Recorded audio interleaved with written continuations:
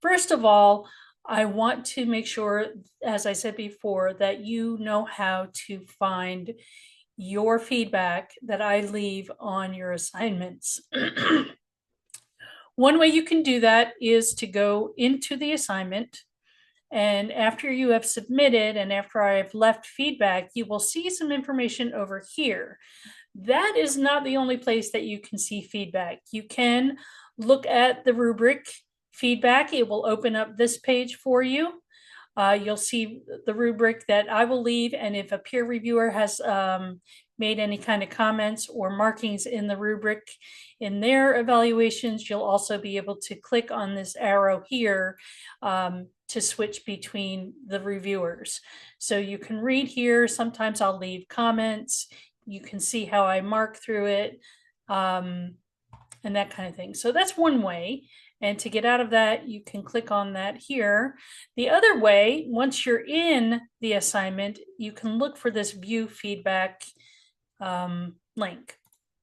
If you click on that, that will open up the viewer. You can see my general comments. Once again, you can open up the rubric as well as the document itself. This opens up the document viewer, so any markings, any annotations that I or another reviewer makes for you, you will be able to open up and see. If you want to expand or shrink the document itself, you click on this double arrow thing up in the corner, and that expands it so that you can see the document itself. And if you need to zoom in, you can zoom in.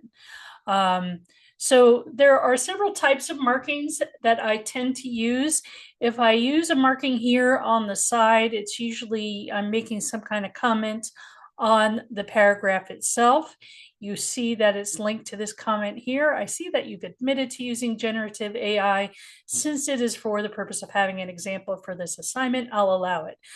This document is a crappy document that I just kind of asked Gemini AI to pump out for me so that I had an example that I could then use to record videos and make markings on. So again, you might see circling of something, and that's usually if there's something that's misspelled or some kind of punctuation.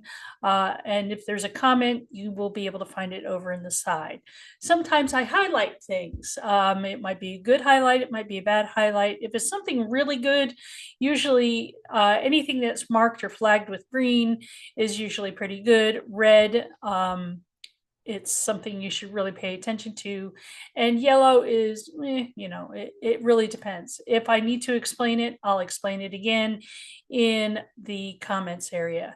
There you will also see a strike through, and sometimes I will provide a suggestion or a recommendation of how you can change your language. And then again, these kind of side markings. And then we have these little flags, right? And that's again just to call attention to a more general comment. Can you weave in a personal story here to provide more interest to your narrative? So hopefully that clears up some of or eliminates any of the confusion you might have how to find your feedback. So that's one way you can find it. There is also your similarity score for Turnitin. If you click on that, that will open up a different window for you. Oh, I should agree to that. And you can see where things might be problematic for your Turnitin similarity score. So right here, Turnitin has flagged the similarity here. A more diverse student body brings a wealth of perspectives. It will tell you where it came from, but you might not be able to see the exact match because it's a student paper, and typically we don't have that show up in Turnitin. So anything under about 20 to 25% usually isn't problematic with Turnitin. That's the Turnitin Feedback Studio.